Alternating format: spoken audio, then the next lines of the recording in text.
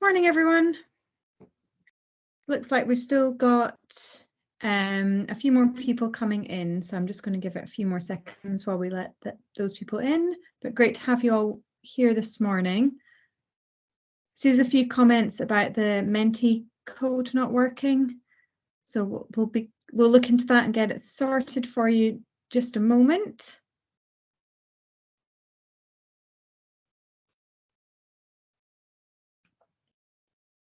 All right, we've still got a few people joining, but I think we'll get started now. So we've got a fully packed agenda this morning, so we want to keep things moving along.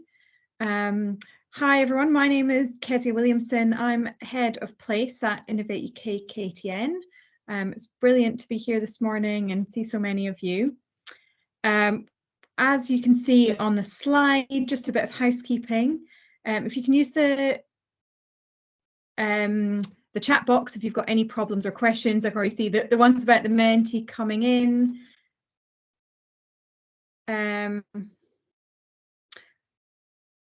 We'll check that for you. It was working 20 minutes ago when we were doing our pre-event testing, but you know what these things are like.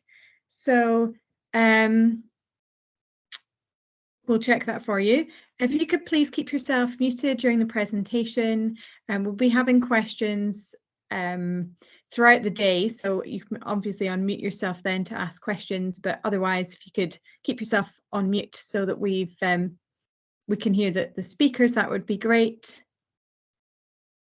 Yes, so the code is not live yet. We're going to launch it in just a moment, but we will be using this system called Mentee.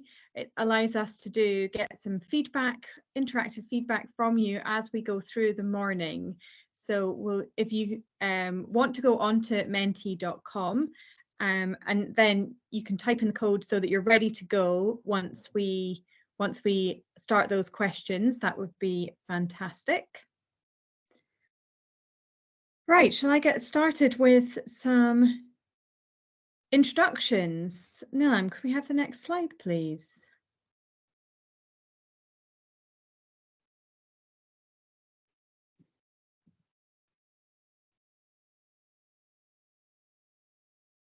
Right, okay, so here we are. Here is the details for our Mentee meter this morning.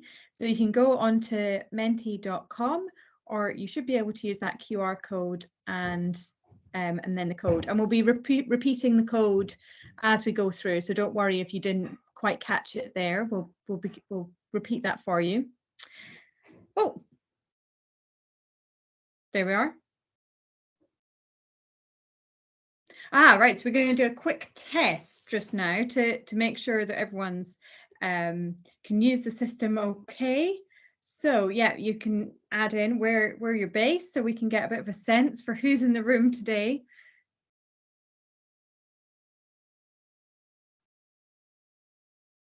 Right, lots from the southwest, closely followed by east of England.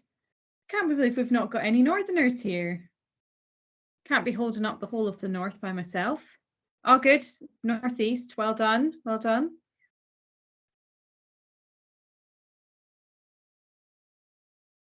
Oh, east of England's now. Oh, east of England and southwest are battling it out for first and second there. Can't believe we've still got nobody from Scotland. I can't believe I'm the only one up here by myself.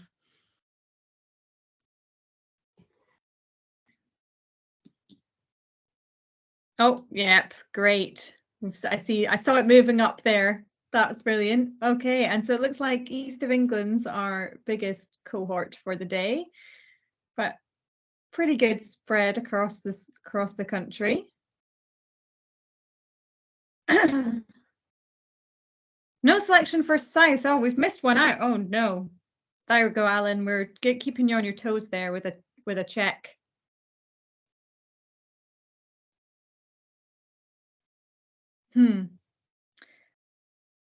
Okay, brilliant. So you can see how the system works. It's pretty straightforward. Once you're on and using the code, you just select the option that you want, and then we get these live updates as we go through. So we'll be using this throughout the session this morning to get your feedback on the different tools and services that we're going to be presenting. So I will start by giving you a bit of an introduction to Innovate UK KTN and the group of organisations that sit around Innovate UK. Now, could you take us back to the presentation, please?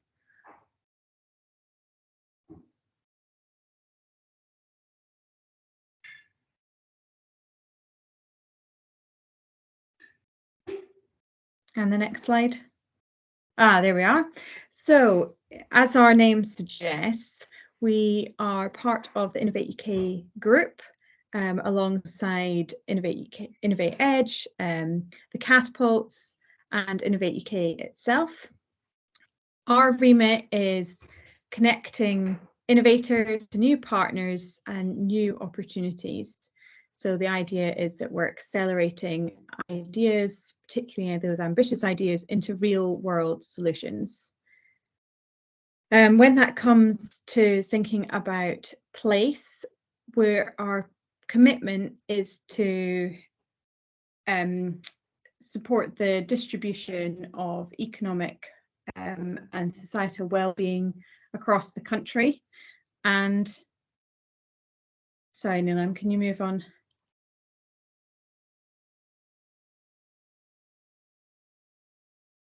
I think we've got a slight lag with the slides here. My apologies. Yeah, so thinking about place and what that means for KTN. So we're all about connecting the national and the regional. So thinking about places first rather than sectors or technology areas first. And that means that we're focused on delivering solutions that support the places that we're working with. So in this case, it's all around net zero and supporting places to meet net zero, and that's why we brought you all together today to discuss this and present to you some different solutions from across the group and across the country that you can access to support your own journeys towards net zero. Can I have the next slide, please, Nilam?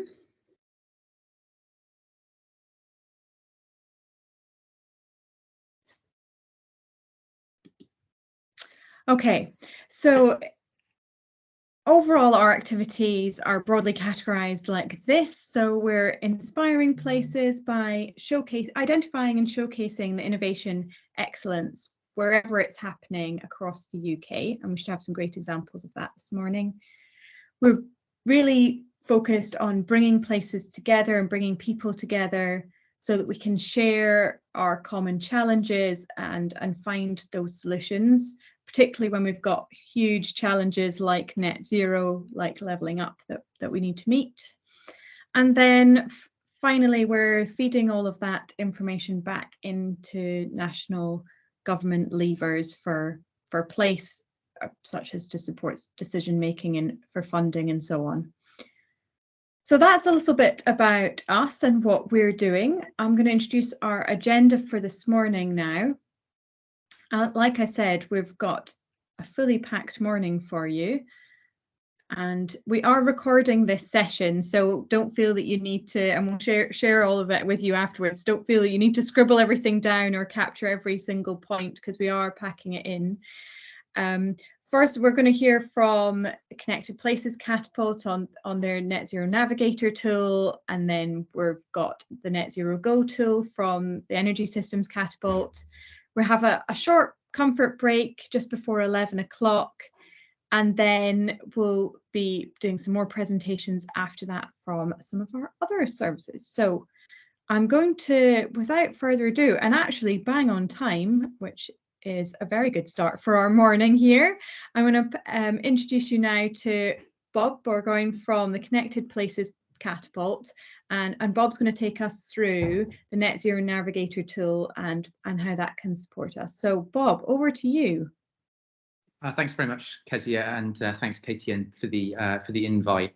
I think before we get into it, we're going to attempt another Mentee, if I'm not wrong, Nilam. just as a bit of a kind of context setting exercise. It's something that we attempted to do, funnily enough, when we launched the tool in December last year, but through technical issues, we weren't able to. So I'm very excited to have the opportunity to ask this again. And particularly speaking to the local authority participants on the call, we're interested to understand which part of the local authority do you think should be driving climate action? So is it the chief exec, so the senior leadership team?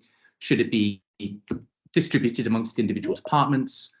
Should it be driven by a dedicated climate change function, or planning or policy? And I can see some consensus forming here already, which is interesting.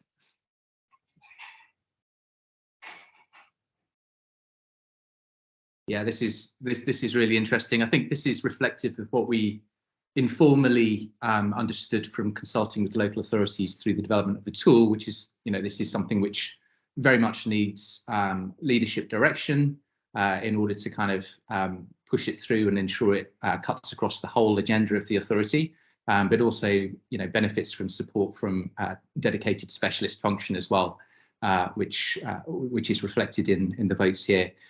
Interesting to see votes as well for individual departments, planning and policy. I mean, obviously, all of those areas also have key responsibilities in this area too. But that's really helpful. Thank you. I think that the pattern of response is clear, so we can probably jump onto the slides now. Great, so I'm going to try and speak for just 5 minutes before handing over to Alex to talk about the Navigator tool. But I suppose before we jump into the detail of the content, you might be asking yourselves, well, why are we actually here? Because if you go to data.climateemergency.uk, you'll find interesting stats on different aspects of climate action. And this is actually data from December, so it's probably gone up since then. But 83% of councils already have a climate action plan. So why are we all here? Next slide, please. And the answer is that, while it's fairly easy, comparatively speaking, to write a plan, it's quite difficult to execute that plan. And there's a number of reasons for that, which most of you on the call, I'm sure, will be very, very familiar with. So, how do you balance competing priorities within an authority, different demands on the budget? How do you kind of benchmark your capabilities, identify the gaps that you might have, and then work out how to bridge those? And then, of course, getting to net zero isn't a sort of individual endeavour, either within an authority, a region, a country, or globally. It's something that needs to be done through partnerships, through coalitions, and building those partnerships and coalitions takes time and effort. So execution is quite difficult. Next slide, please. And the Net Zero Navigator tool is intended to kind of support that. If you don't have a net zero strategy, then you can use the tool to help you kind of iterate and create a plan from scratch. It definitely does that. But it can also just be used to stress test the strategy you've already come up with and sort of sense check, have we missed things? Are there different elements that we might want to emphasize more, etc. There's a number of other things that it does that kind of helps with that execution piece. So one thing is it provides a data-driven way of identifying other authorities within the UK who share characteristics and challenges. So one thing that we observed in the development of the tool is that there's quite a lot of well-intended advice out there on best practice, which is helpful to an extent, but sometimes doesn't reflect the kind of particular characteristics of authorities that might mean they need to do things in a different way. So what the Navigator does is it allows you to identify other authorities within the UK who share similar characteristics you might want to learn from or kind of work with. In a similar vein, it also profiles each local area. For example, it looks at the kind of skills available, it looks at the kind of geospatial characteristics, and then uses those facts, that information, to inform recommendations of actions that might be a priority. And you can imagine that if you're a very sparsely populated rural authority, then what you might want to prioritise would be quite different to if you're a dense urban authority. So the tool encapsulates and incorporates all of that in its workings. Coming up with a plan is great, but to be able to execute, then you need to get buy-in and you need to get commitment. And co-benefits, we found, is a powerful way of doing that. So co-benefits are incremental benefits beyond emissions reduction for different activities. It might be jobs creation, it might be improving health outcomes. So what the Navigator tool does is it looks at those co-benefits that are associated with different interventions to allow you to tell that story, to get that kind of political buy-in or kind of other commitment. And then finally, and to be very clear, no tool can provide a comprehensive answer to the question of how to get to net zero in a single area.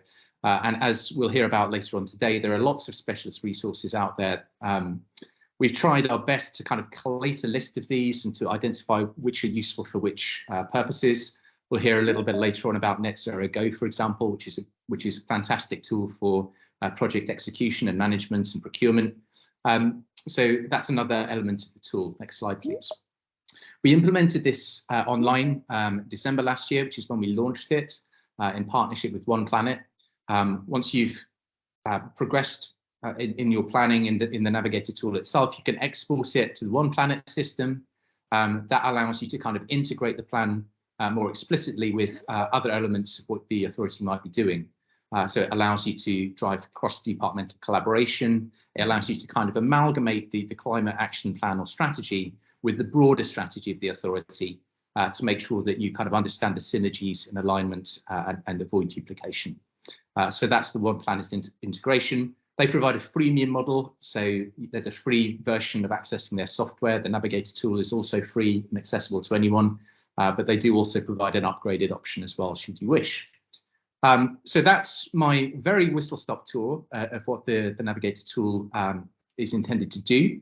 But rather than hearing about me talk about it, we were keen to hand over to someone who's actually got their hands dirty and used it in anger. So I'll hand over now to Alex to talk about his experience. Thanks. Thanks, Bob. Hi, everyone. My name's Alex Downs. I'm the climate change specialist at South Lakeland District Council. If you go to the next slide. So a bit of context of South Lakeland District Council for those that don't know, we're in Cumbria, specifically in the southern part of the Lake District. We're quite a small district council, and as everyone probably did, we declared a climate emergency in 2019 and we created an action plan. And you can just kind of see here that the action plan led to some really good progress in community action, in capturing data, gave us all a purpose to work towards, and governance and structures. But some of the things that it didn't do and things that have happened out of kind of kilt of the plan are interdependencies across the council's other policies and strategies. So how do we link the climate action plan into the other plans we have? Project development has kind of come separately from the plan. The plan hasn't evolved yet, and really we haven't fully developed the vision for the district target. I know it's 2037 for us, and it's quite an ambitious target. So if you go to the next slide, I wanted to look at ways we could kind of deal with some of those problems. And why we tested the tool, well, there's two pictures here. I think a lot of you can see on the picture on the left, it might be familiar. That's an Excel spreadsheet of our current plan. And I'm sure a lot of you know that these Excel spreadsheets can be long, they're siloed, and they're very kind of, difficult to kind of work from. So I wanted to see what other options are out there in terms of software. And also the picture on the right is a local government reorganisation that's happening in Cumbria. So I wanted to explore options for when we need to create a new plan for the new two councils from scratch. What's the best way to do it from a kind of software perspective? So if you go to the next slide, when you start with the Net Zero Navigator tool, you do a self-assessment, maturity self-assessment. And I just thought I'd clip this into the presentation to show you what it looks like, the software, when you use it. If you go to the next slide, you can see down the left the different options that you use. And for our maturity level at South Lakeland District Council, and everyone that will use this will be a different level probably, is building foundations. And you can see basically these are the results of our self-assessment questionnaire. So for strategy plans and policies, we're quite far along, but we're less far along in terms of innovation, financial capital. And that's probably just the realities of a small district council in a rural area. If you go to the next slide. Sorry, there's a bit of a lag on the slides, I apologize. So how the tool works, so the different elements of the tool are place data. So this is a summary of your carbon profile for the area, and it's been done with some quite detailed information that they've put together. There's also enablers, so these are enabling mechanisms that can build organizational capacity. Interventions, so they're more like actions, so specific programs of work that can deliver carbon savings. And then once you've filled out your enablers and interventions that are relevant to you as a council and what you want to take forward, you get a potential impact. So this looks at what would happen and what you've kind of filled out to see where you're going if you follow the plan. So if you go to the next slide. For us, I looked at the tool in a sense of, I think, creating and testing our current strategy. I don't think we would completely redesign our current strategy. This is mainly because LGR at the moment means we don't have time to overhaul our current strategy and policy. It wouldn't really make sense. Another thing with the tool I do think is it doesn't clearly separate council, county council and district actions and targets. And I think if you're going to use the tool, it'd be good, unless you're a bigger authority, you might want to partner with your other local authorities in terms of looking at some of these targets and interventions. In terms of the district council side, I don't think some of the interventions are applicable. I think if you use it and you look at the interventions, they're very scaled, and you can select ones that cost by cost. So you can select the ones that are over 10 million or the ones that are under 1 million. And I think some of the ones aren't always applicable for a small rural district council. And the final one is the training the officers, and I think that will take time to train officers on the One Planet side of things, but I won't get into too much details there.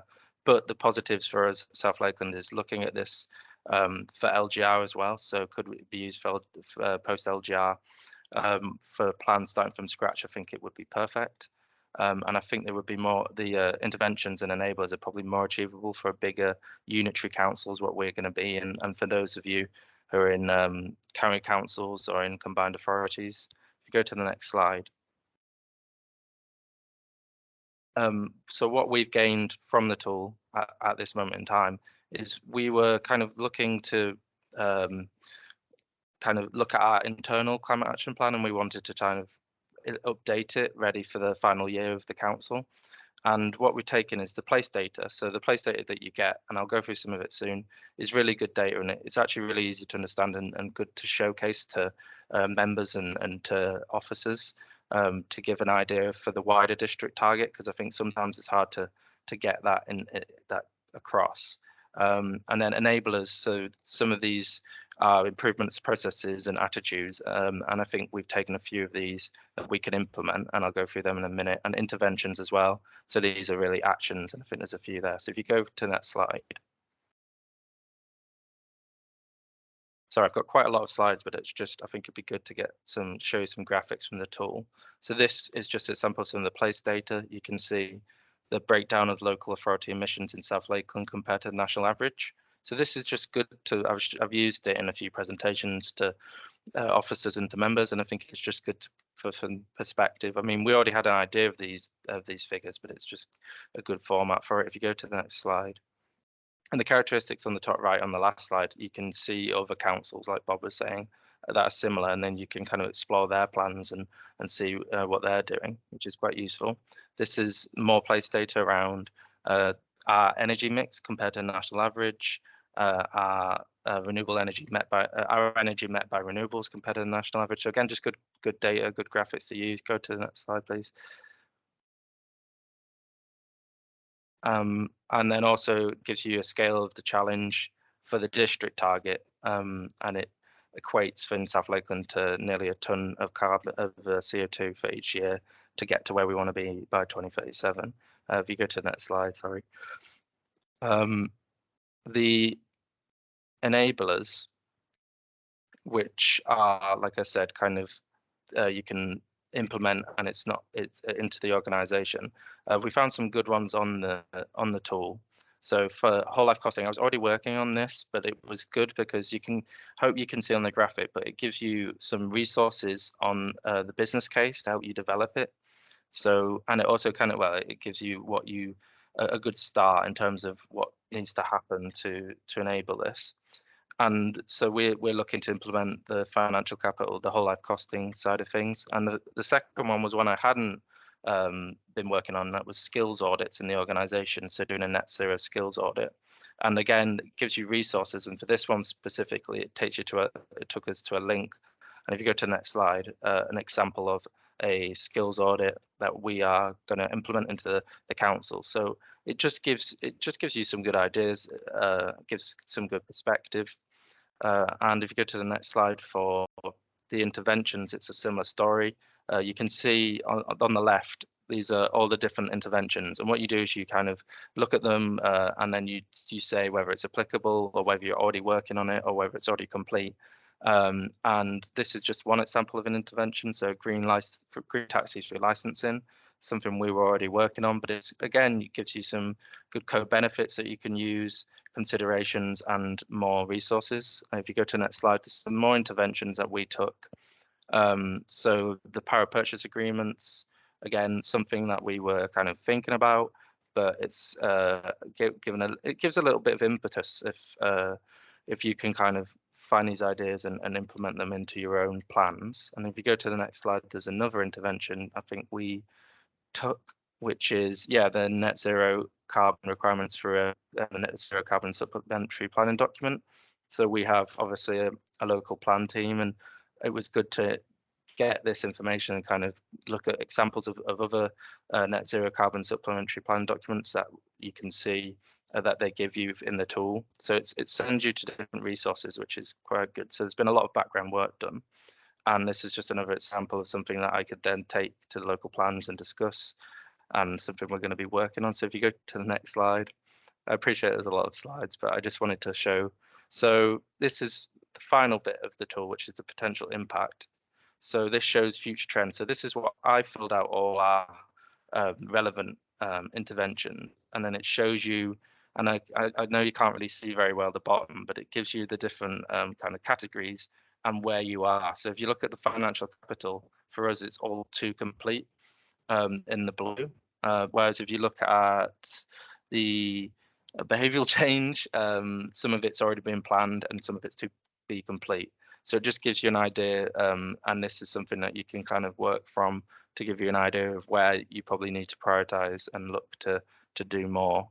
And then if you go to the next slide, it's about co-benefits. And again, I think there's some good things here on co-benefits, and it really comes out in the next part of the tool. So once you've done the tool, you've filled out all the information, you take it to One Planet. If you go to the next slide, I've had a look at One Planet, and I think it's a very good option for us in the future to implement across a new council potentially. I've spoken to people in our kind of strategy team and commissioning, and a few people interested in it, because it kind of can take your co-benefit and then add actions from a climate change plan, but you can also put in other plans. But I will say that I haven't fully explored One Planet to its full potential, because like Bob said, it is a freemium service, so I've only used the free version.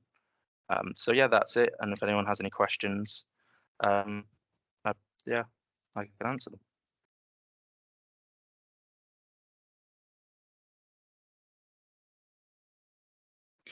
Thanks, Alex. Does anyone, if you've got any questions, please put up your hand or put it in the chat. We've had a few questions in the chat, Alex, as you were talking, but I think Bob's managed to answer most of them. There's things about the data. Oh, right. So a question from Helen. Did you do training before you used the tool? No, I saw the tool when there was a webinar on it, and then I just got it and went into it really. And when I first used it, I thought, well, it could be just a good exercise.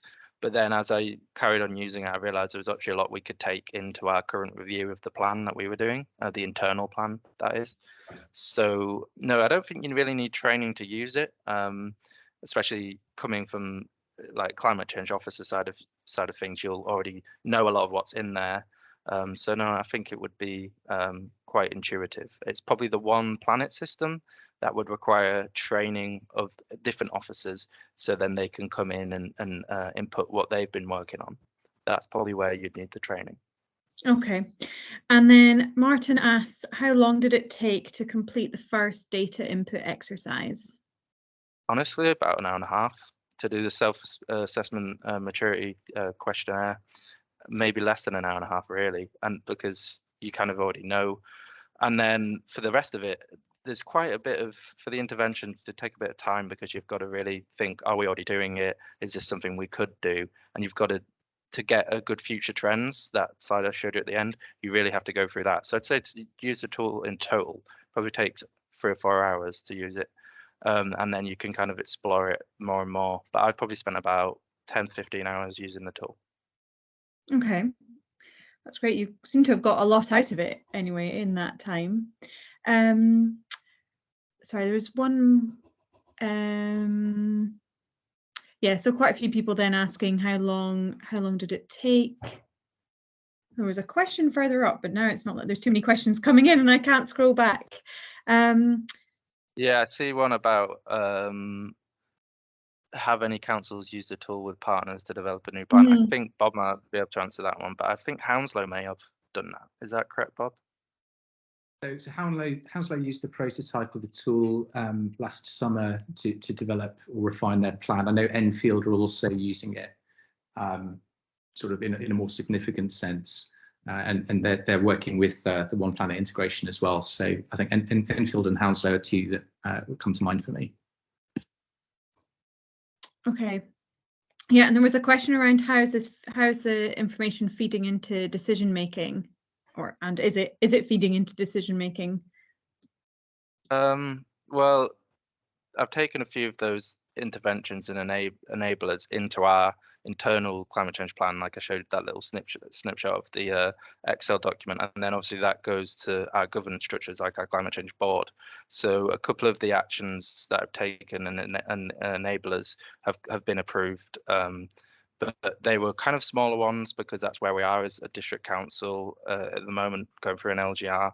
But I think at the end of the day, it's just another way of finding actions and interventions that you can take, and then you'll have to use your own, I guess, your own council's decision-making structures to implement them. Okay, that's great. Okay, I'm conscious of time, so I'm going to stop it there. There are a few other questions in the chat, but maybe if you can keep an eye on those and maybe put some answers in there too as well, Alex, that would be great. Moving on now, we've got another tool. This time it's the Net Zero Go and Smart Local Energy Systems. We've got Simon Briggs, who's the practice manager at Energy Systems Catapult. Welcome, Simon. So just brief introduction, because there's potentially quite a lot to cover. I've got 2 things to cover. So firstly, we've been doing a lot of research on smart local energy systems. So my team looks at sort of new business models, and we're going to present a little bit of our sort of early findings on that, and where you can find more information on that.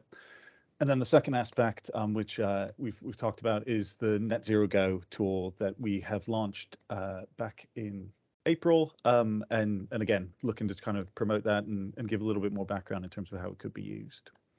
Next slide, please. So if I'll sort of start with smart local energy systems as sort of where we want to go. So we've been doing some research. It's worth saying this has been an enormous program. So Innovate UK have been funding something called Prospering for the Energy Revolution. It's a massive endeavor. So huge budget, 25 different projects have been live over the last 3 years, about 216 organizations involved in terms of different collaborators. The primary point of the program is looking at investable business models, and primarily with the interest in terms of local decarbonisation. So what is it that will enable local decarbonisation to happen? And primarily, how do we make it happen in a more effective way than a centralized approach? And there's some key factors to that, which are sort of covered in the bullets. So how do we prove that smart local energy systems are more valuable? So very sort of topical at this stage is a way of sort of creating a smart local energy system, an opportunity to reduce bills, and help sort of impact on some of the cost of living crisis that people are suffering currently. Are they actually investable? So do investors find them credible? Is it something that they actually think they want to invest in? And I suppose most importantly, how do you deliver decarbonisation quicker and more effectively and at its scale? Ultimately, local authorities have been declaring climate emergencies and have shown great sort of ambition in terms of what they want to achieve. What we see sort of the work within this program is about is trying to prove how that can be effectively delivered and different business models that can make that happen. So next slide, please.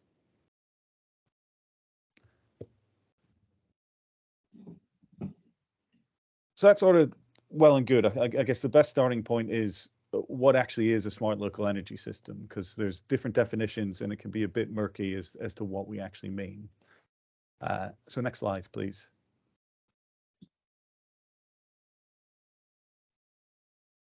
And without sort of being too literal, there's essentially three things to consider. So one aspect, I guess, is what is smart, and there's kind of different definitions of smart within the project.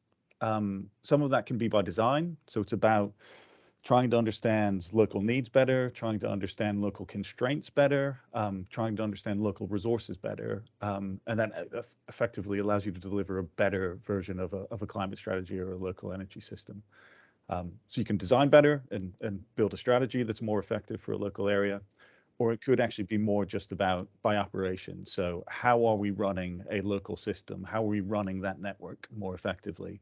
And how are we harnessing things like better access to data? How are we harnessing digital platforms? How are we harnessing new forms of hardware that help us run a sort of local system more effectively and optimize that system? From the local perspective, quite obviously, you need to define what local means, and the projects often have different definitions of that. It could be quite concentrated, so we've definitely seen things almost at a neighborhood scale, or it could be much, much broader than that at a city scale or a county scale. Irrelevant of the size or where you draw the boundary of what local is it's about delivering local needs. That's the main thing. So if we're taking a local approach, we want to make sure that the community are getting better outcomes. We want to make sure that a sort of local carbon strategy can be delivered more effectively. And when we talk about system, really this approach is about redefining or rethinking the way that the UK thinks about its energy system, moving away from that centralized approach into a more decentralized approach, and using it sort of as an opportunity to become more user-centric. So thinking much more about the users and what they want, but also about integrating other vectors in a more effective way. So how do we pull together a coherent strategy across power, across heat, across transport, and making sure those three things are all working actively together and more effectively. Next slide. So, okay, theoretically as a construct, that's sort of all fine. I suppose what we wanted to try and paint a picture from the different projects is actually what are the physical sort of components or parts that we're starting to see across the 25 projects. And in reality, if we try and simplify it a bit, it kind of falls into five or six brackets. So the primary role to consider here in terms of developing a smart local energy system or designing a smart local energy system is the coordinator at the top. And they're probably the most crucial role. So they'll be the organization that's setting the rules, the objectives, the design of what a smart local energy system will do. And how that smart local energy system operates or what it does will be massively driven by what the coordinator wants. So as an example, in some projects, a distribution network operator is the lead. What they want, I guess, is primarily managing constraints, and they'll set the project around those objectives. How do I better manage this local system? How do I reduce constraints on that system? In some cases, it's local authorities driving that, and they're much more akin to sort of delivering local value, or how do we improve engagement with the local community, or how do we deliver on our carbon strategy? And the whole design of what sits underneath that will differ greatly depending on who's playing that role. As we start to work our way through that, then finance investment, obviously quite straightforward, I think, but projects have approached that slightly differently. Some have been largely privately funded or looking to be largely privately funded and seeking private investment. Some are more a mix of sort of public and private finance and how that might work. Market platforms is largely about digital platforms and how you can utilize them. Again, that can be done in different ways. So it could be quite open and encouraging sort of large and broad participation from the community, like a peer-to-peer trading platform, or it could be something much more concentrated. So as example, there are organizations looking at sort of virtual power plants that are fairly closed, but are helping try and run a system more effectively and coordinate that. Everything else, I guess, is ultimately sat underneath that and thinking about how you connect the physical things on the ground together in a way that makes them run more effectively. So there are examples of sort of energy assets. So solar, EV charging, heat networks, that sort of big assets and infrastructure that you need to try and pull together and try and connect together. You've got the services aspect, which is much more about how you interface with end users and what sort of products or services they might be buying from either other local people or potentially from energy suppliers that are sat in the system. And then ultimately the community and the users in that community, whether they be large industrial and commercial customers or even down to homes. I guess the key factor to consider is their interaction may differ. So customers can be generators, customers can be users, and ultimately a SLES is trying to find different ways of pulling all these different parts together and connect these together. Next slide, please. So when we talk about sort of objectives, I guess all projects are trying to hit some sort of co-benefits and talk about what they're delivering in terms of local value. A lot of that can be quite tangible and easy to get your head around. So financial benefits are sort of being driven through reduced bill savings or reduced costs on sort of constraints and connection charges. But there's a net zero element to it, which is around carbon emissions and reductions and how can you accelerate that.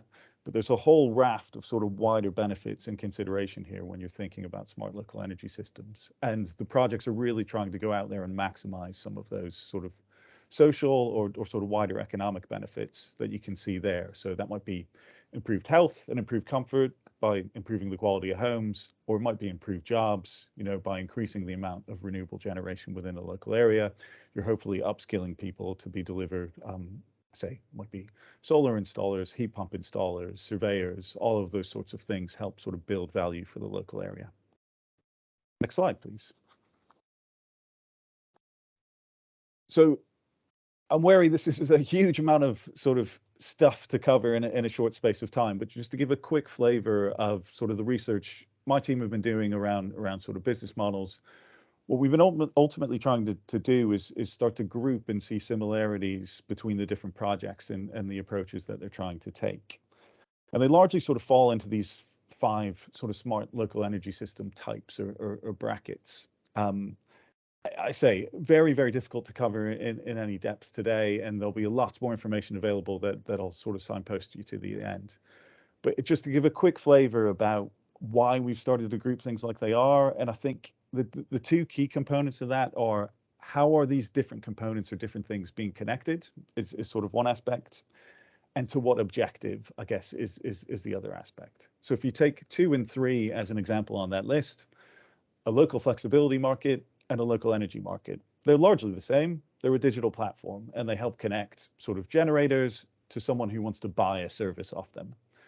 In the local energy market example, it's much more driven by the community and it's about how do you connect sort of local generators with local buyers. And you can see a few examples like Greater Manchester and Liverpool and their LEMEX project are starting to look at that idea about how you sort of bring together a sort of community basis or pull a community together to be able to trade with each other. Those are usually driven by local authorities or someone with sort of local interest in mind. A local flexibility market is usually much more driven by the network perspective, and they know that they've got constraints and they've got issues to manage on that network that they need to get in front of and get on top of. And that's usually much more about a single buyer asking for people to provide services into them. And that sort of slight nuance completely changes the objective and flavor of a project and what it actually can deliver in terms of value. Doesn't mean that either approach is wrong. It just means that local objectives may sort of dictate what the best approach might be for sort of different projects.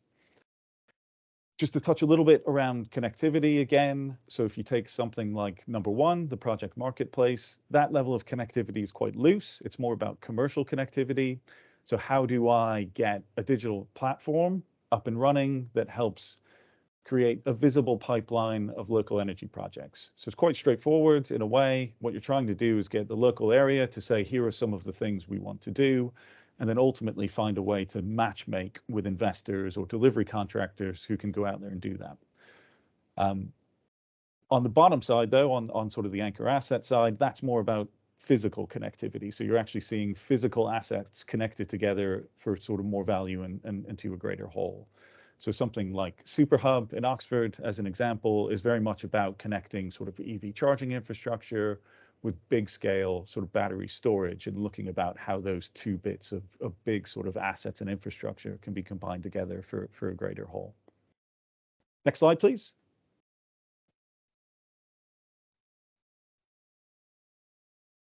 So I say, nowhere near enough time to touch on the depth. I will just say within our insight report, and will be available on our Net Zero Go tool, each archetype is explained in a lot more detail, overviews in terms of what it is, lots more around sort of benefits, and it's specifically sort of look at roles for the local authority and what different roles they might be able to play in those archetypes.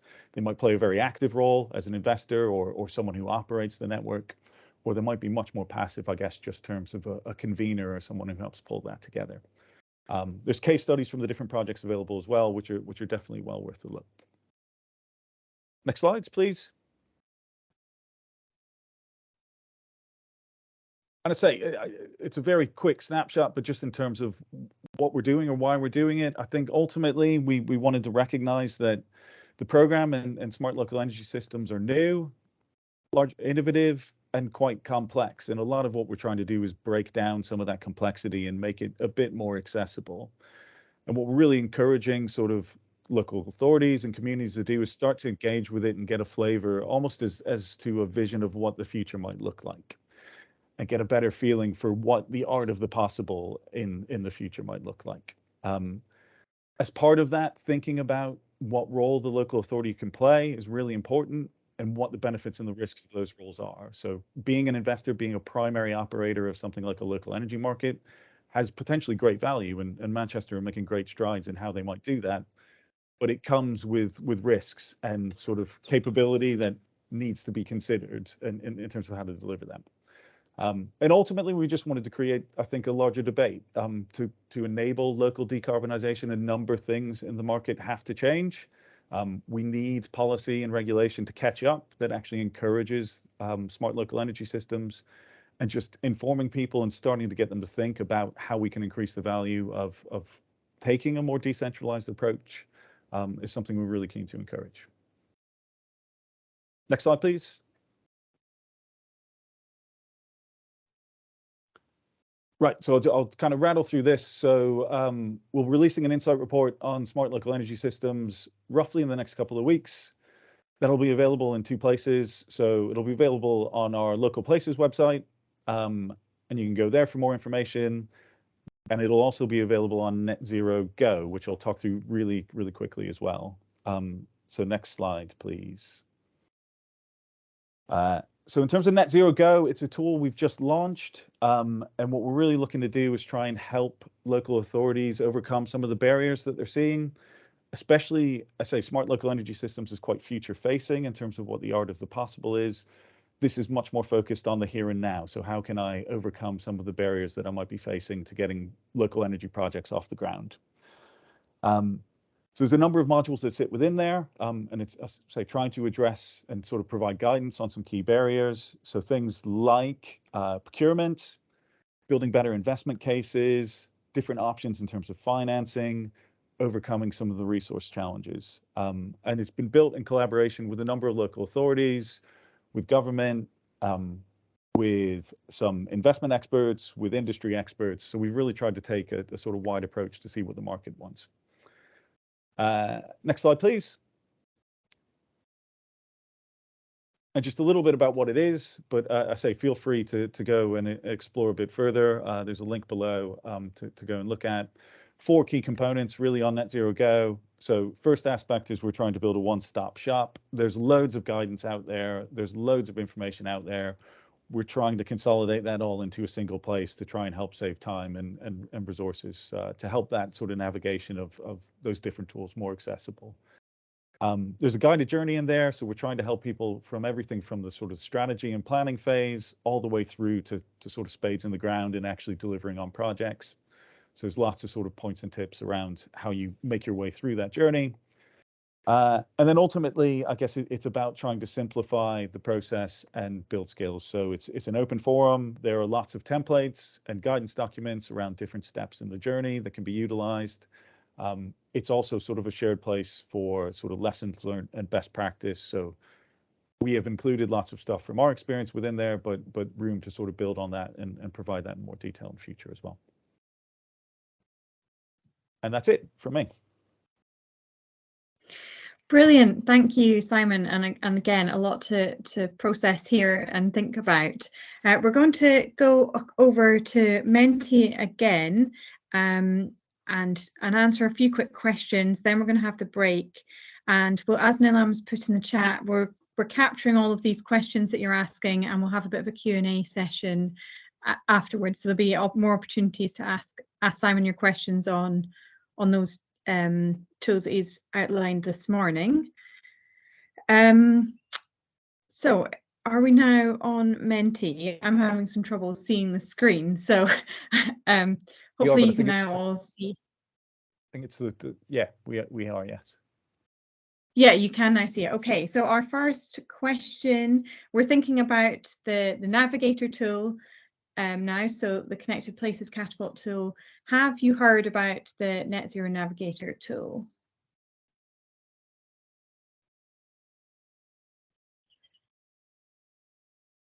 And Nilam, perhaps you can help me out here a bit because I can't see the screen, so I'm slightly working blind. Perhaps you can help me out with seeing how many responses we've got when we need to move on. Yeah, so we've got 63 responses so far. So yeah, this is prior today. Have you heard of the Navigator tool, which was the presentation from Bob and Alex?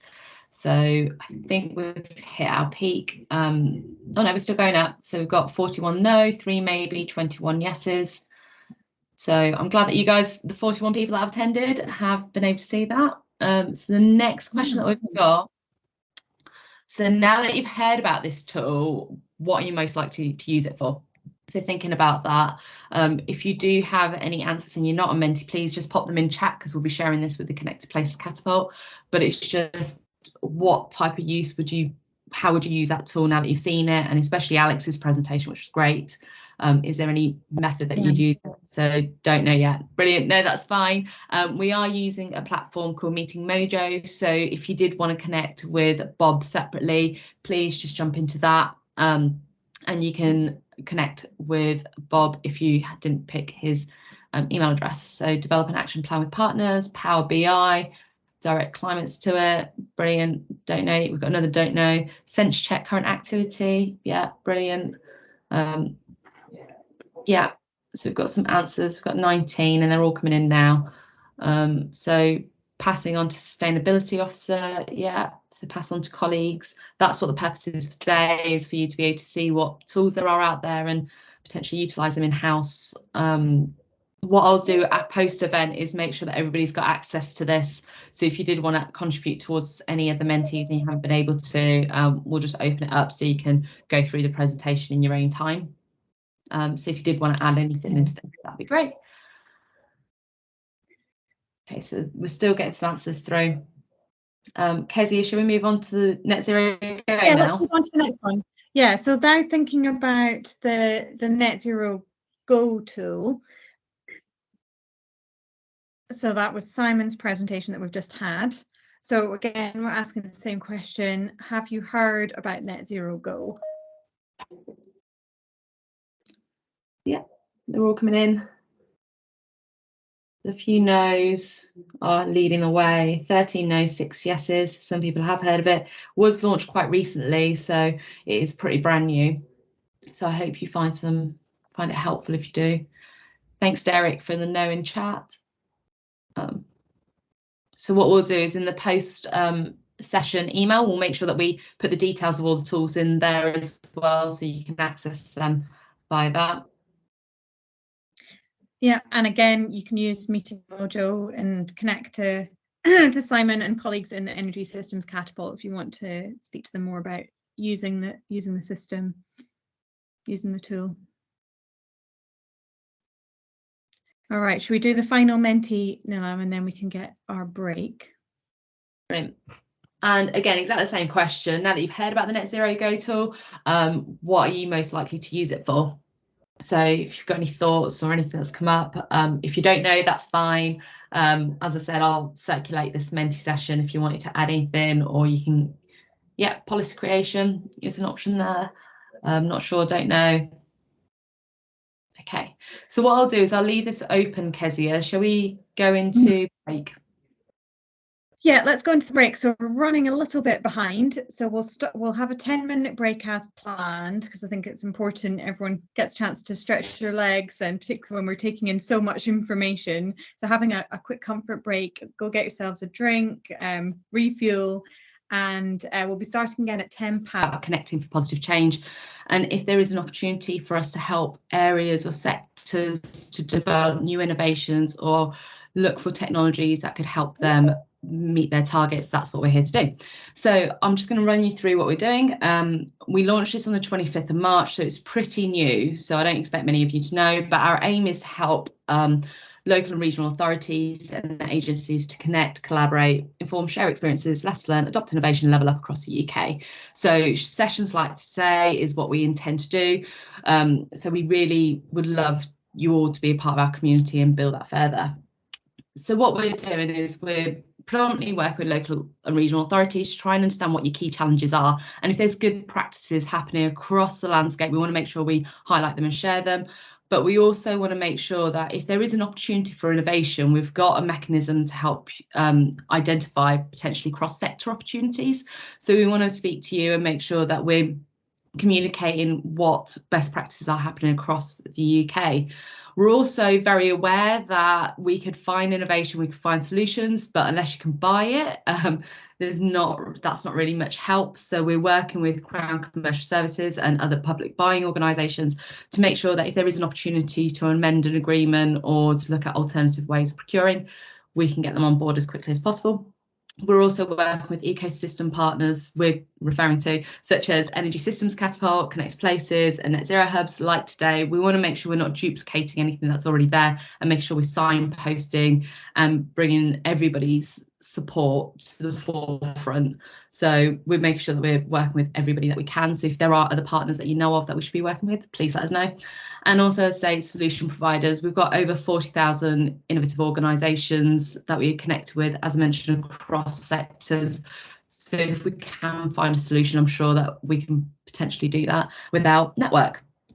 So what does this all look like? So one thing that we're doing is trying to understand what the challenges are. So what are your actual challenges? When we're talking about EV charging placement, what does that actually mean? So we're going to create working groups around that. We trialled this through a regional pilot project with East of England, and it worked out pretty well. So we did end up with 11 working groups, all different subject areas, which we're opening up through Net Zero Places. So please join them. There's everything from grid constraint to charge placement to low land peak. So we're just creating working groups to make sure we bring the right stakeholders into those rooms to hear what your actual challenges are and what the solutions could be. And then off the back of that, we're hearing about work that's being commissioned by other authorities. So we're encouraging them to join us and on podcasts and platforms like this to share them with other local authorities. So through that, we should be able to understand where there's opportunities for innovation, and we'll be using our innovation exchange process to go out to market and see what solutions already exist potentially across sectors. And then right at the end there, we're hoping to share best practice. So if there are solutions that are trialled off the back of that innovation exchange, we want to showcase what that trial looks like, what the good things, what the bad things were, and also make sure that if there is an opportunity to put that in an agreement to procure, we communicate that also. And all of that will be sitting, we're calling it a knowledge hub or a library, but we're just trying to work out the best way to create a space which is open access for everybody to be able to see what's available. This recording will be there, and any other material that we create along the way will be sitting there. So that kind of gives you an idea as to what we hope to do. As I said, this innovation network got launched on the 25th of March. It'll be running for 2 years. So we're at the very beginning of our journey, and we hope that you join us. So if you'd like to join our network, please, I'll pop the link in the chat. And a call for action will be, if you've got any challenges that you think that other local authorities will have, let us know and we'll look into it, try and create a working group and start discussions around those. If you have overcome a challenge and you think that it's quite unique, let us know. We're happy for you to present on one of our platforms and share that with the wider community. So that's it from me. I think I'm handing over now to Peter Stevens. Peter, you ready to present? Yes, thank you. Hi. So I'm Peter Stevens. I'm from Electric Corby Community Interest Company, which is currently rebranding as Electric Places because we're going beyond Corby with our work. But we've been asked by Northamptonshire Council to run a project called NN to NZ, Northampton to Net Zero. So I'm here to talk about that and how KTN and Innovate have been helping that. So next slide, please.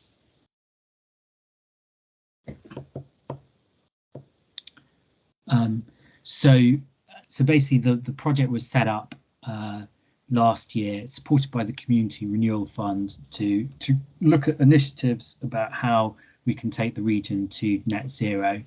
And so the chart there shows the amount of CO2 emissions that's currently emitted by the area, split by the main types, and it is going down, which is great, but not enough to get to net zero. So we need to find additional initiatives that will help us get to that position. Can I have the next slide, please? So in doing that, what we've done first is that Electric Corby basically was set up about 10 years ago to help regenerate the area and act as a kind of a flagship trial area for trial new technologies to help us get to a cleaner electric net zero type future. So we've been involved in a number of different strategies and projects in the last 10 years. So that's formed a kind of a starting point from where we can look for new approaches. So we've used that to get kind of like a first 11 and the right type of approach that we want. But then we've gone out and looked for many other projects. And once we've looked at all of them, then we're looking to create kind of like a gap analysis. So which ones will enable us to get to net zero, and what combination of those different projects should we be looking to pursue, which is going to cost the least, for example, or take the least. And then some of them will be less clear about how successful they're going to be. So we need to do feasibility studies and trials and various projects to work out what is the best roadmap and best plan to recommend to the area, which is the end of the project. So next slide, please. So far we've looked at around 8,000 projects, and Innovate and KTN have been pretty helpful with that. So we've been involved with a number of Innovate projects in the past, and we looked at their database of 50,000 odd projects, and then kind of we've been honing that down into which projects might be most helpful for us. So the idea is to find the right set of projects that would get us to net zero. So that chart there is a future energy scenario by the National Grid, which is quite kind of smooth. So it's kind of, if people sort of generally do good, then we'll get to this position, but it doesn't take us to net zero. So there's obviously a need to do further interventions, and it's the choice of those interventions which this project is about. So next slide, please. So once we've identified a bunch of different projects, then we need to assess their feasibility. So, and that falls to these areas, which is kind of how much CO2 would it save, how much energy would it save, or how much clean energy would it make? What potential does it have for scale within our region, Northamptonshire? So, and even if it's got a lot of potential in terms of might be a lot of potential sites, how many of those sites, how many of those people are going to take up the initiatives to get to a net zero position? And then lastly, how much would it cost? and how easy would it be to implement. So those are kind of the filters that we're putting each project or in each initiative through to assess their feasibility for our region. So next slide, please.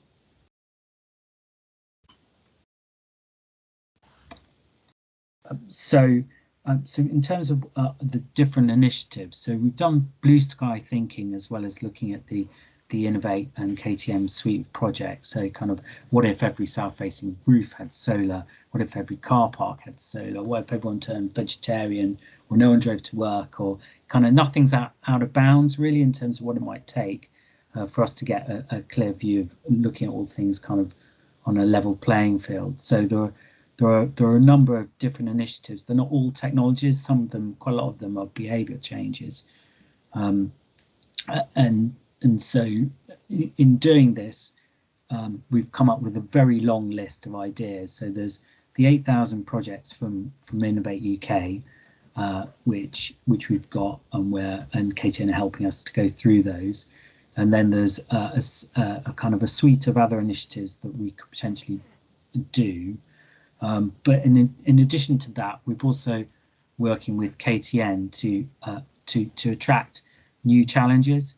So we don't want to, miss anything in a way. So there are 2 challenges that we've put out through KTN for new ideas that will help us get to net zero. So if there are any new emerging technologies that we've missed or not really picked up on, we're trying to attract them and using the KTN network to try and find new technologies.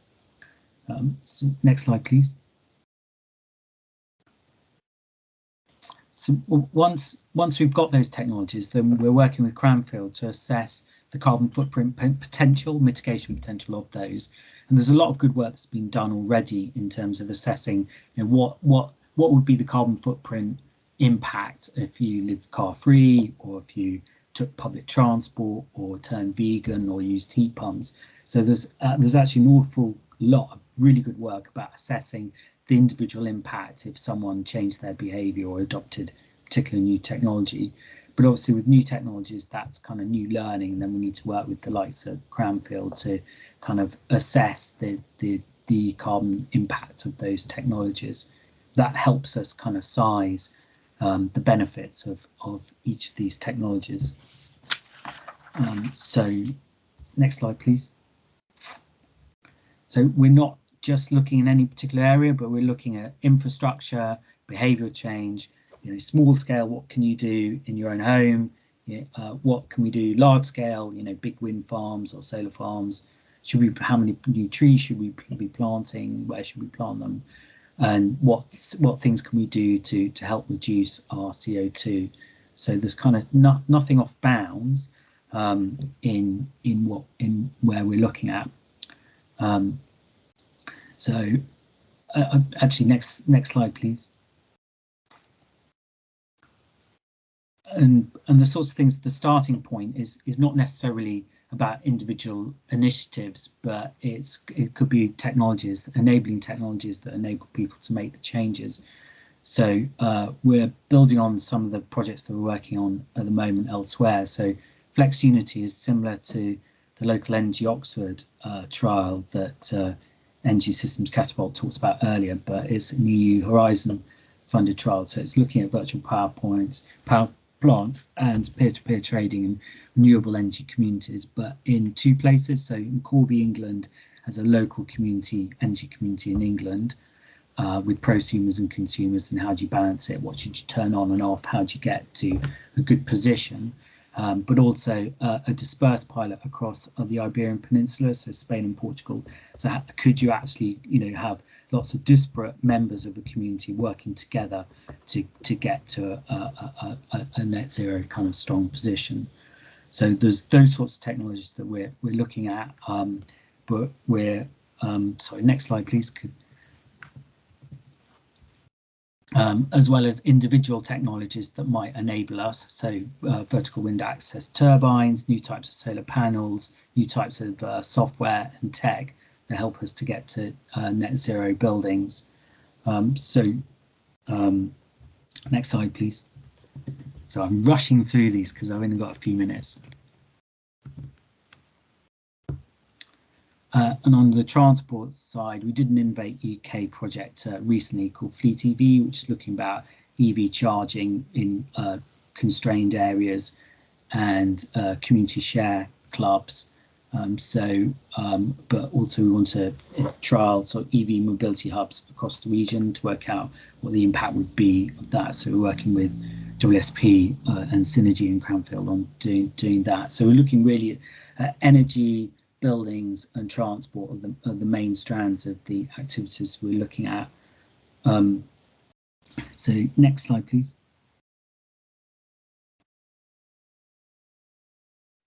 Sorry, thanks. And then the last one to pick up on is net energy positive homes. So we've built a courtyard development of 47 homes in Corby, the zero energy bill homes. So they sit on earth bank storage systems, they've got ground source heat pumps, they've got solar panels, EV charging and battery systems. And the idea of that is that the solar panels and the solar thermal, heat water and heat and provide heating for the building. Surplus heat gets put into ground storage for interseasonal heating in the winter.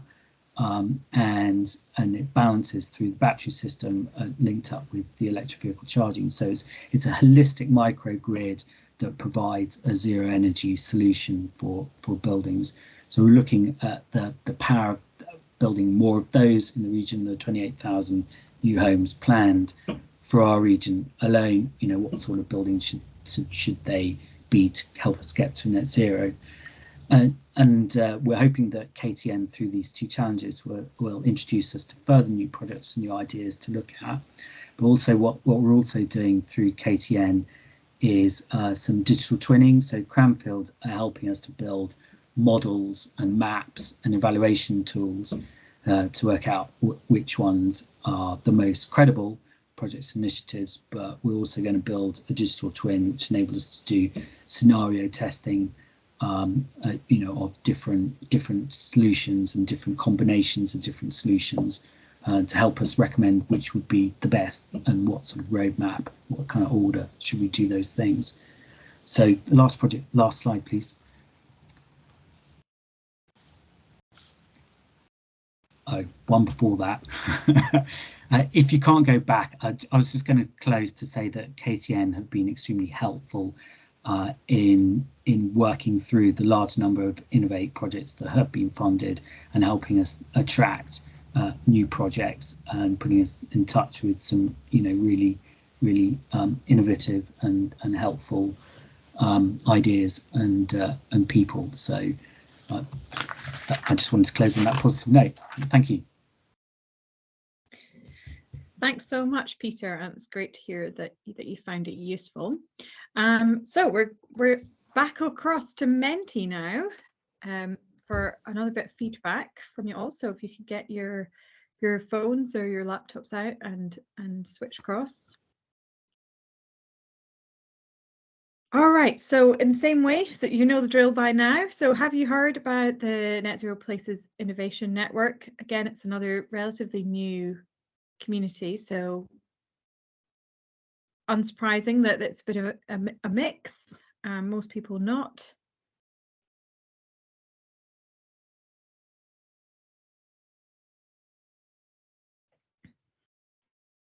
All right, still got a few more responses.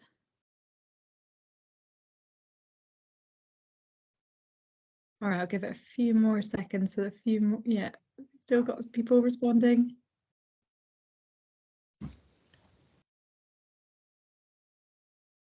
All right, and now let's go on to the next question now as well then. And slightly different question this time around. So instead of saying, so what topics or areas would you find it most useful for us to cover with the network? So whether it's a particular technology area or, okay, housing for the 21st century. Very quick in there with that first response, amazing.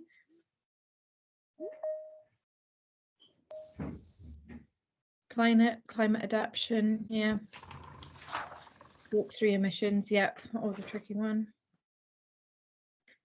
Decarbonising heat in buildings. Oh, we're starting to come in now. Yeah. Okay.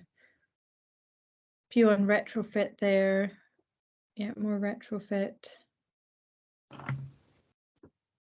Oh yeah, I mean, and these are all the themes that we've been hearing from others that we've been speaking to so far as well. So they're reinforcing the fact that there's so many common challenges that we've got to meet on this one.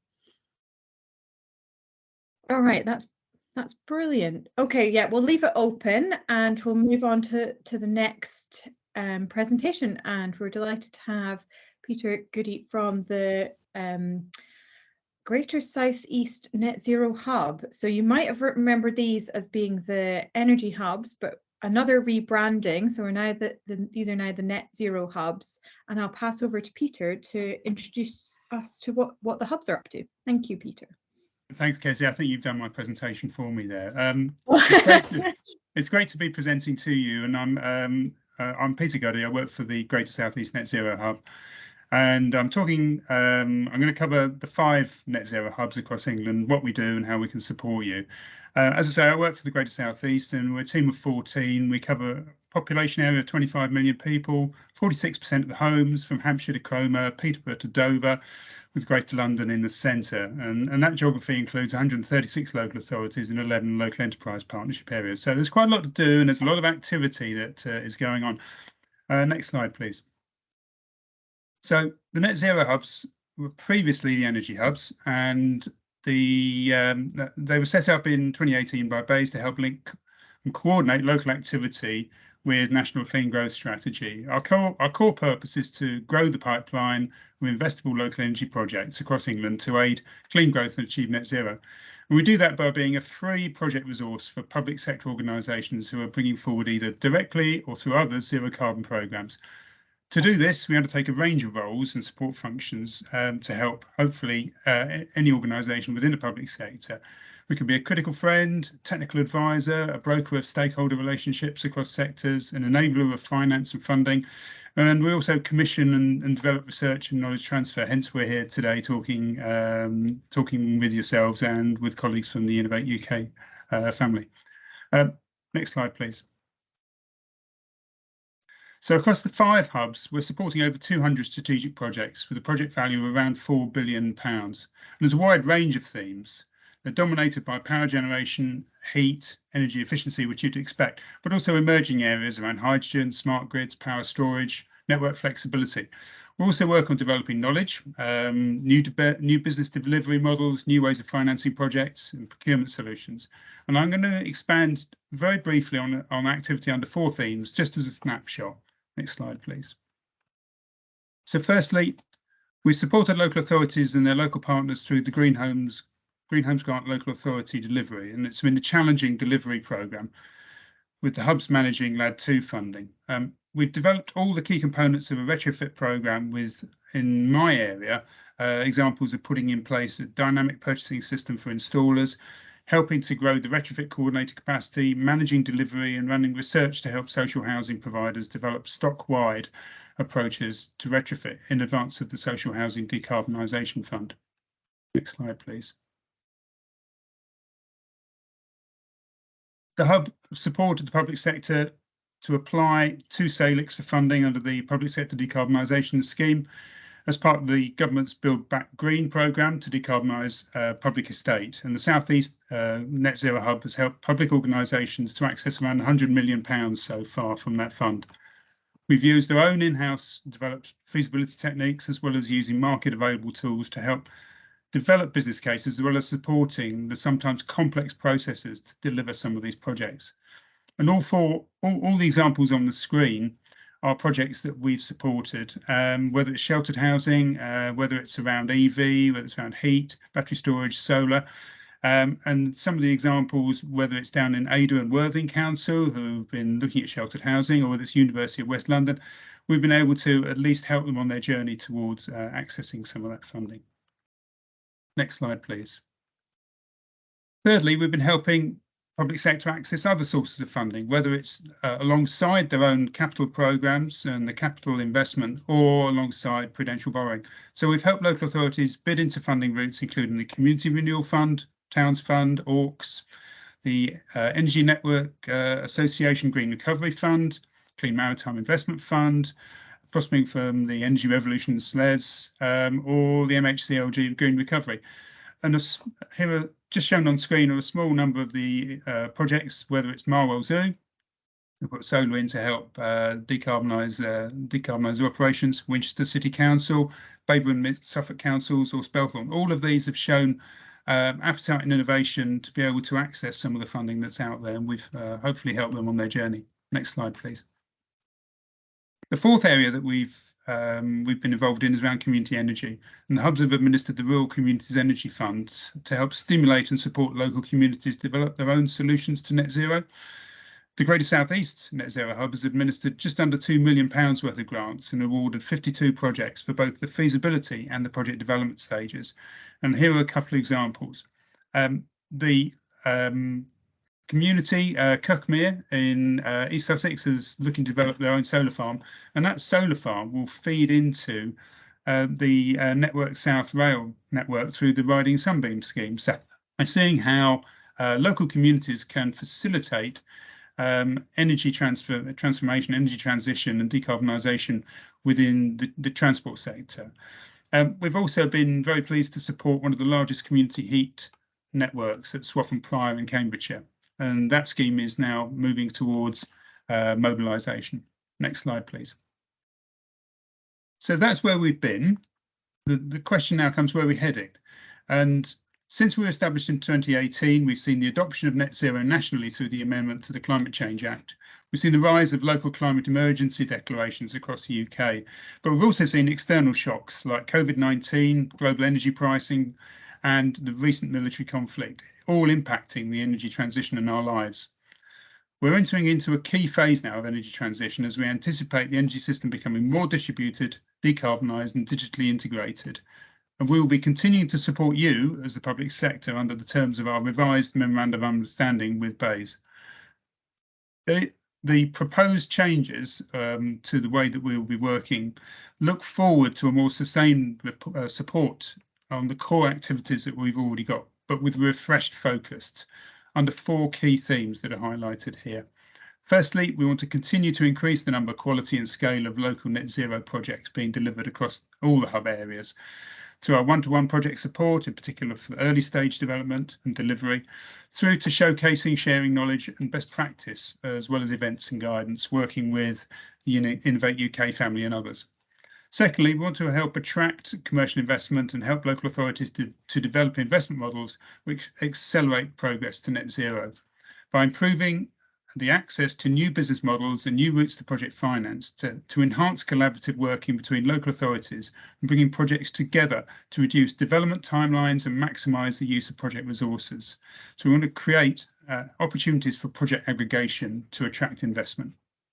The third area is to enhance our technical support offer, including closer working with the UK Infrastructure Bank, for example, and the technical support that's likely to come through there, Industrial Decarbonisation Fund and Public Sector Decarbonisation, developing the support, the skills to be able to access both the funding and also the knowledge.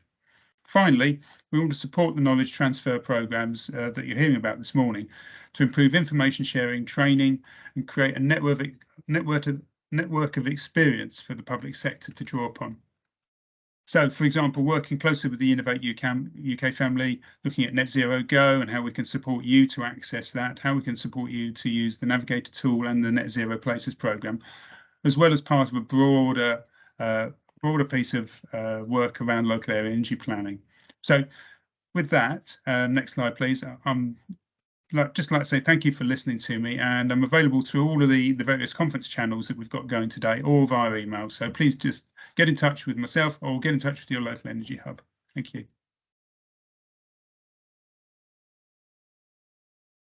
Brilliant, thanks, Peter. And it's great to hear about the ongoing and enhanced remit of your activities there.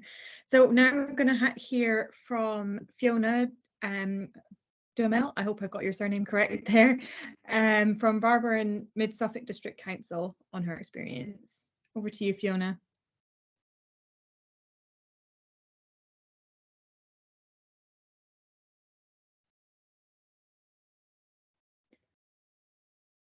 Fiona, do we have you there?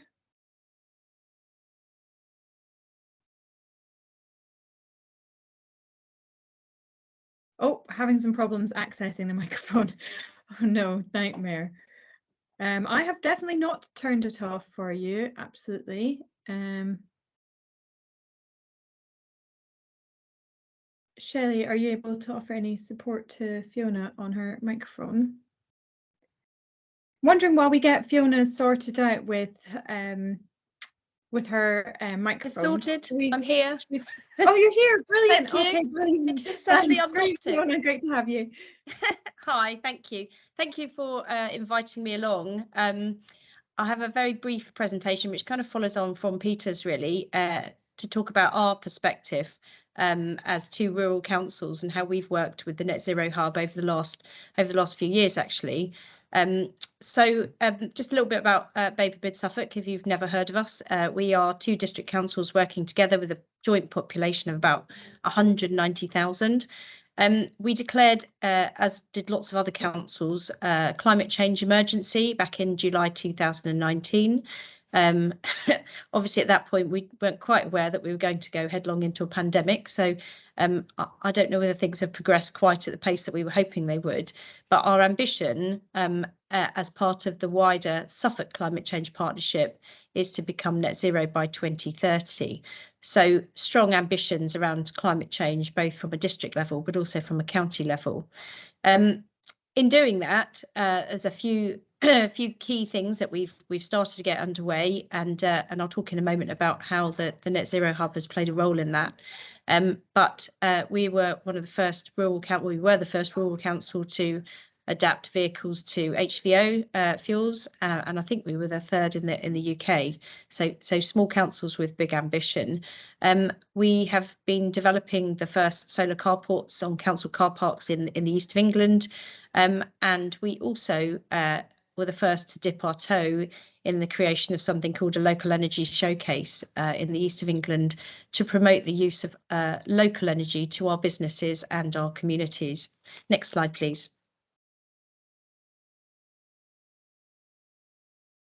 Next slide. Thank you. So for us, it's been really important to have representatives from the Net Zero Hub working alongside us on some of this ambition and work programmes. The support and advice that we've had from Peter and his colleagues has been very, very valuable in helping not only to build local partnerships, but also to have access to that national support, whether it be through funding streams, whether it's through other kind of support networks like Community Energy England. They've been a wealth of knowledge and expertise that we have tapped up on many occasions. They've also been able to share good case studies linked to good practice from other councils across the UK and other initiatives going on. So more recently, as part of our Suffolk climate change programme, we were put in touch with the South West Net Zero Hub and the work they're doing down there around costs of new developments which are net zero. So it's been hugely valuable, and actually they came up and gave a presentation to one of our energy workstream groups to help us to understand how we could share that knowledge across the East. As I said earlier, there's some specific support that we've received on a number of projects, and I was just going to go through each of those. I think there are 3 examples I've used just to demonstrate what our challenges were and how the Net Zero Hubs have helped us through those. So if we could go to the next slide, please. I think I might be having a time delay here in sunny Suffolk. So our first challenge, it was quite a big one actually, and it is a big challenge, which was how do we develop a 156-acre commercial site, which was a greenfield site, in an environmentally sustainable way. And we were really keen and continue to be keen to make sure that everything we do and all of our thinking around that commercial site is backed by some environmental principles. And we started with a blank canvas, to be honest. It literally is a blank field, but big ambition. It's on the A14. It's a key route from Felixstowe Port. More recently, the site has become one of the key tax sites in the Freeport East initiative, which some of you might have heard of. So it's a really, really important site. And actually, some of the work we had already done up front helped us in discussions and the full business case around Freeport East, because Freeport East is very much one of the key focuses is around net zero. So how did the hub help us with some of this, to kind of move forward with this challenge? They helped to, first and foremost, they helped to fund a heat mapping and feasibility exercise so that we could look at the different activities going on within the site and see what potential heat loads they might have, and how we could start to find some solutions in terms of new areas of heat and power. So we appointed jointly a consultant who has now provided us with a very comprehensive report that, as I say, we have used in discussions around Freeport East now alongside our own development activities. Gateway 14 is actually owned by a council-run and set-up company. So although it's council-owned, it's slightly arm's length. And the report and the support from the Net Zero Hub has helped us to have conversations with the kind of commercial development board members to help them to better understand what the benefits are of looking at the site in an environmentally sustainable way. And that has led to some changes around the scheme itself. So all of the plots coming forward will now be enabled in such a way that they can have solar panels put onto roofs. We have also upped quite significantly the number of EV charging points on the site, and all of the office buildings coming forward will have air source heating throughout, which is a change to the original gas boilers that we were looking to have. There's more to be done. The report that we have shows a sort of 25-year plan, which is the build out time of this site. And as we go forward, particularly as part of the Freeport partnership, we will continue to look for opportunities which meet some of the aspirations in that report. And they include things like wind turbines and on-site battery technology, as well as something we're exploring at the moment with partners in the East around future hydrogen. And furthermore, the Net Zero Hub has helped to facilitate conversations with some of the statutory infrastructure providers, particularly National Grid, around some of the grid constraints linked to this site. If you could move us forward, please, to the next slide. So the next project that we've been very focused on over the last 12 months was the challenge that we had to make our leisure centres more energy efficient. And we had, as I'm sure most leisure centres do, quite large car parks associated with two of our main leisure centres. And there'd been previous projects looking at how battery technology could be used to support energy efficiency measures within those leisure centres. The battery technology on its own didn't work.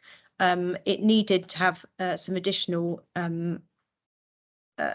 power input, and that, with some help from the Greater South East, or the Net Zero Hub as it now is, we were able to carry out a new feasibility study looking at new solar carports. I think we had a 42 bay one in Sudbury and a 72 bay one in Stowmarket, which would not only provide lower energy bills for the leisure centres, but as you can see here, would create carbon savings over 25 years, which would fill the Albert Hall 13 times over, which we thought was quite an interesting statistic. And of course, our politicians very much liked that. So the Net Zero Hub helped us to better understand the impact of working with battery storage alongside the actual solar carports, but in particular helped us through a public sector decarbonisation bid of 1.3 million, helped us to become successful to get that funding, which actually went wider than just solar carports and has enabled us to put new solar panels on the roof of our leisure centres or air source heat pumps, which has given us the ability to look at those assets in a more holistic way from environmental sustainability angle. So a very successful project. Both sites are just about to complete at the end of this month, and it also enabled us to secure and bring in £800,000 of Build Back Better funding from government, which helped the business case enormously. And on to my final example, please.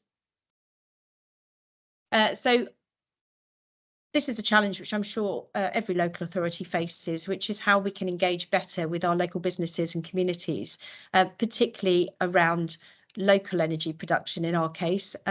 If you know anything about Suffolk, you'll know that there's a large sort of macro energy coastline. We have lots of offshore wind, but we also have a growing onshore and local energy initiatives coming forward. And we were very keen to make sure that our local businesses could be part of that, either from making their own businesses more green, or perhaps becoming part of a supply chain for some of the bigger projects that are ongoing in the East. So we were keen to run an energy showcase day. From the very beginning, we brought the Net Zero Hub into the project group, and they were full of useful, helpful ideas to help us steer, but also help to introduce us to a range of regional and national speakers, which made the event such a success. We ran it over 2 days last October. Net Zero Hub actually came and presented with some very useful information on access to funding, which many of our local communities and businesses have subsequently followed up.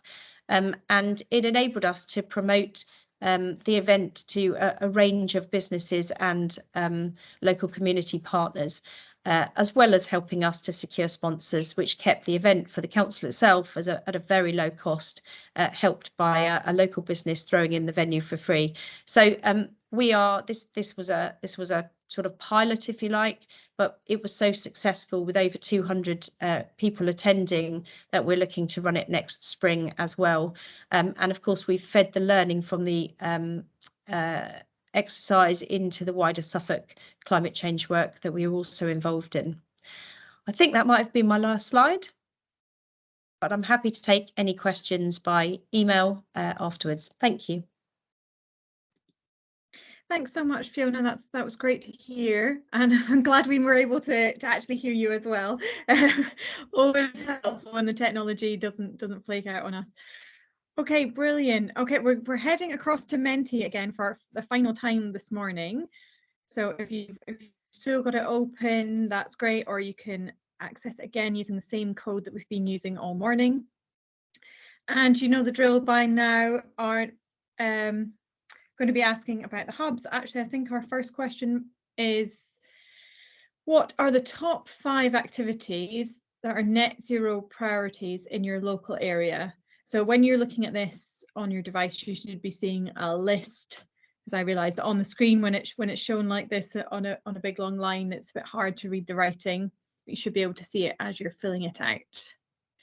So top 5 priority areas in your local area.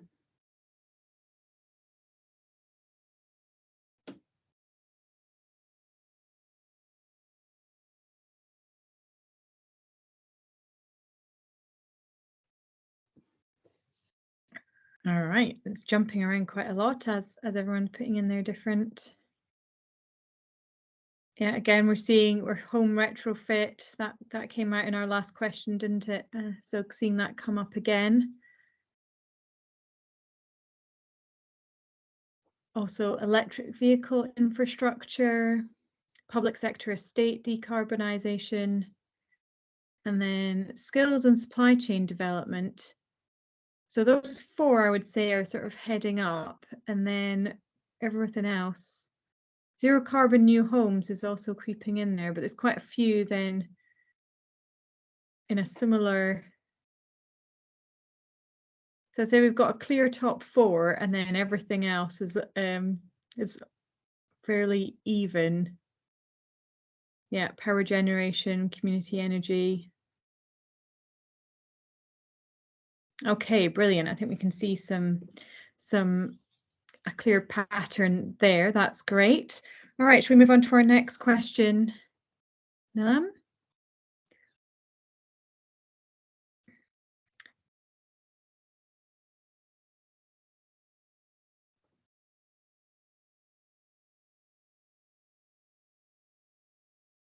All right, so have you heard about the net zero hubs? And it also counts if you heard about the energy hubs and just hadn't heard that they'd rebranded, because that's only been the last few weeks, so that's completely fine. But if you've heard about the energy hubs or the net zero hubs, yeah, and quite we're seeing a bit more of the on the yes side, which we would exactly expect, because they've been operational for quite a bit longer than some of our other initiatives this morning. But still some people new to the hub, so that's great that we've been able to share more about them today. All right, perfect. And then I think we've got one more question, which is, now that you've heard about the hubs, what are you most likely to use it for? What are you most likely to use this support for?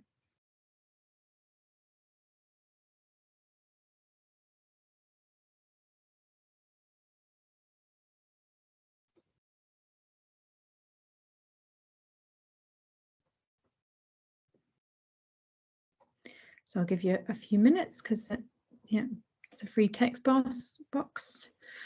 Oh, already got quite a few responses. Project development best practice, business case support information, directing towards local authorities to support their net zero plans.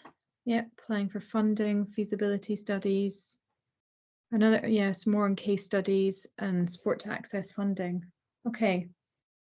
That's great. As we've said, we'll leave the Mentee open so that you can go back and add any more comments that occur to you as the day goes on.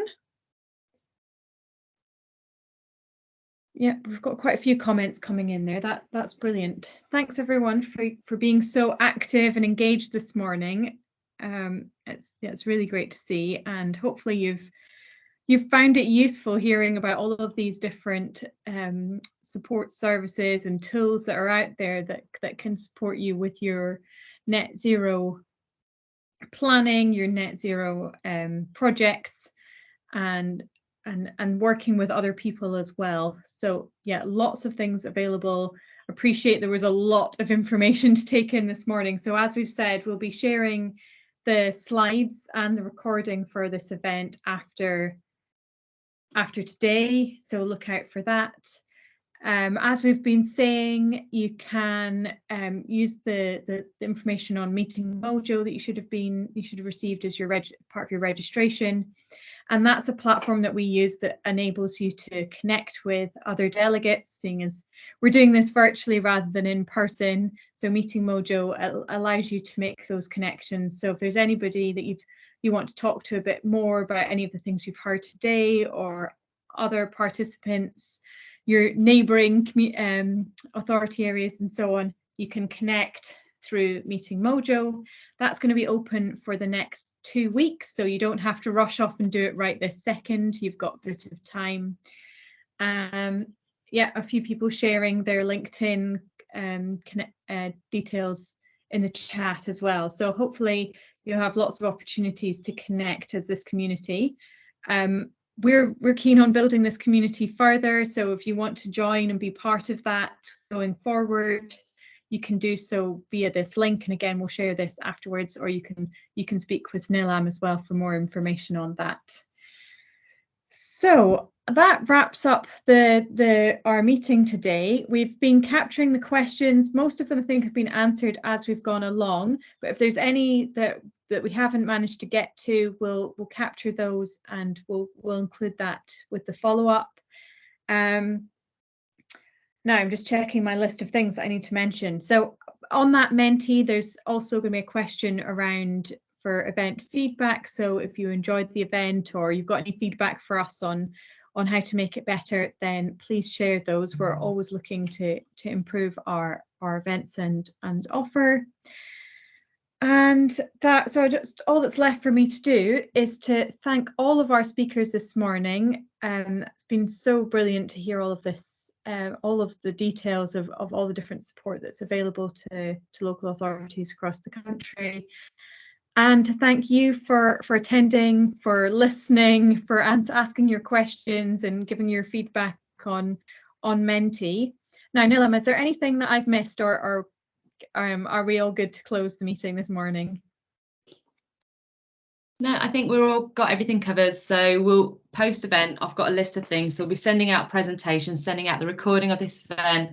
We'll be speaking to the speakers to make sure we can capture their any tools, links, and also make sure that they're happy for us to share their email address, which I'm sure they will be. We'll also send out the Q&A, and the meeting mojo will be open for 2 weeks. So you've got 2 weeks to make some connections. And yeah, and again, if you want to come along to any future events like this, please just join the network so you get the latest information. Yeah, and there's essentially no wrong doors. So if you happen to know your hubs and you want to be connected from a hub to a Net Zero Go or to any of the others, you know, we all know each other. So get in touch with any of us and we can facilitate the right connections for you. That's what we're here to do. So thank you so much again. It's been great to hear and be with you this morning, and take care. Enjoy the rest of your day. Thanks a lot, everyone. Bye now.